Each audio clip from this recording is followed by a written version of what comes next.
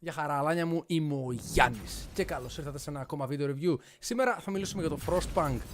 Θα δούμε πόσο εύκολο ή δύσκολο είναι τελικά να είσαι ο κυβερνήτης της τελευταίας πόλης της γης, ειδικά σε περίοδο αποκάλυψης.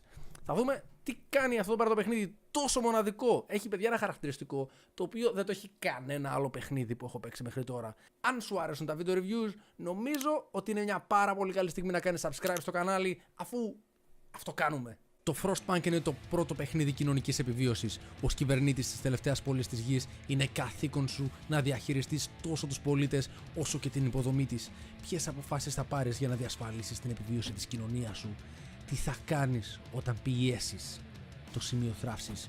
Ποιος θα γίνεις στην πορεία. Τα αδέφη, ο developer, αδερφιά. Πάμε να δούμε όμως τι είναι το Frostpunk. Είναι ένα ιδιόμορφο real-time strategy city building παιχνίδι, όπου αναλαμβάνεις τον ρόλο του κυβερνήτη της τελευταίας πόλης στην γη, αφού βρισκόμαστε στο μέσο μιας εποχής των παγετώνων και ο πολιτισμός έχει πάψει να υπάρχει όπως τον γνωρίζουμε.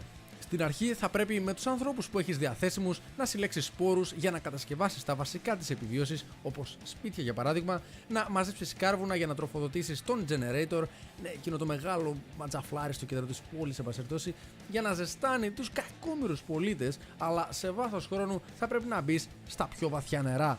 Θα πρέπει να κατασκευάσεις research labs, να τα εξοπλίσεις με engineers και να παράγεις έρευνα, φίλε.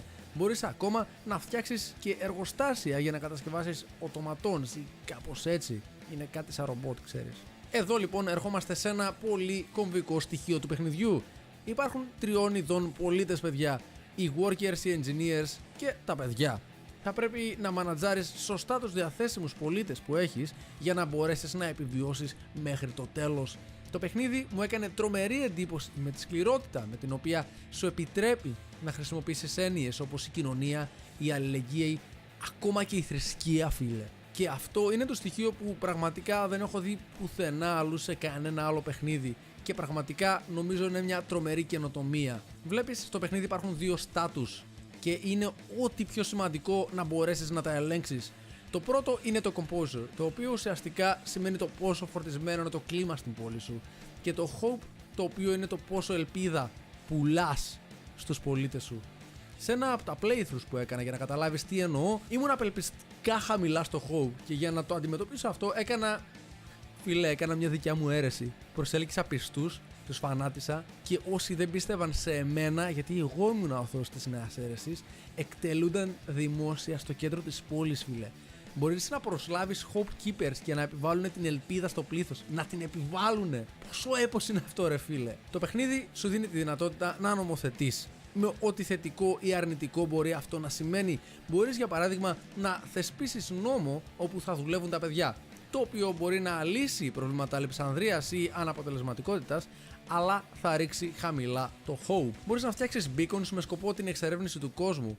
Βασικά πρέπει να το κάνεις. Να στείλεις ομάδες για να ψάξουν για εφόδια σε κοντινές περιοχές, αλλά και να φτιάξεις outposts τα οποία θα σου επιφέρουν κάποιο επιπλέον resource ανά ημέρα. Πρέπει λοιπόν να φροντίζεις τις βασικές ανάγκες των πολιτών, όπως φαγητό, στέγη κτλ. Αλλά είναι εξίσου σημαντικό να κρατάς την κοινωνική συνοχή, φίλε. Και όλα αυτά την ώρα που έρχεται ένα τρομερό κύμα παγετώνα και πρέπει να επιβιώσεις σε θερμοκρασίες που φτάνουν τους μείον 150 βαθμούς, ρε μαλάκα. Εκεί θα δοκιμαστεί η κοινωνία που έχτισες.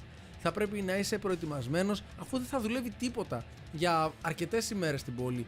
Δεν θα παράγει φαγητό, δεν θα παράγει κάρβουνα, δεν θα παράγει σχεδόν τίποτα.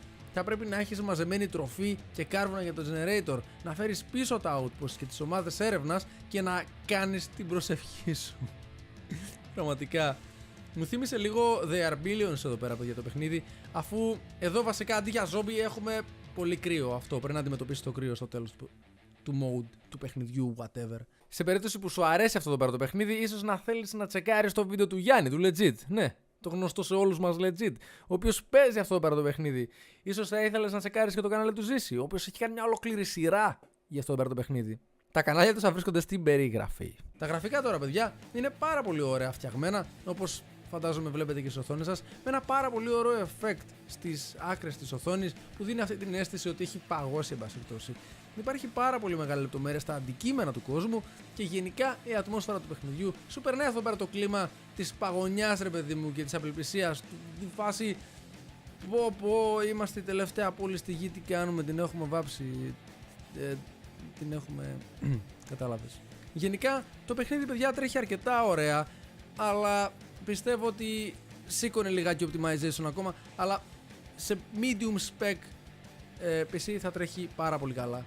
Ο ήχος τώρα βρίσκεται σε τρομερά υψηλό επίπεδο, παιδιά, και οφείλω να παραδεχτώ ότι το εισαγωγικό με καθήλωσε με τις post-apocalyptic επικές, μπορώ να παραδεχτώ επίσης, μουσικές, και σε συνδυασμό με τα voice-overs με έκανε να νιώσω πραγματικά μεγάλη ευθύνη για αυτό που πάω να κάνω από την αρχή ακόμα του παιχνιδιού. Εν κατακλείδη τώρα, μάγκες, το παιχνίδι έρχεται στο 30 και είμαι 100% σίγουρος ότι αξίζει να δαπανίσεις αυτό εδώ πέρα το ποσό για αυτήν εδώ πέρα την παιχνιδάρα. Έχει πολύ υψηλό replay value, αφού έχει 3 διαφορετικά game modes, αλλά ακόμα και άμα δεν τα είχε αυτά, παιδιά, το παιχνίδι είναι αρκετά challenging και rewarding στο τέλος, επομένως θα σε αναγκάσει να παίξεις αρκετά playthroughs. Αν είσαι fan των real-time strategy και city building, μην το χάσεις με τίποτα. Είναι 100% worth το παιχνίδι, παιδιά. Έχει πολύ υψηλά production values anyway.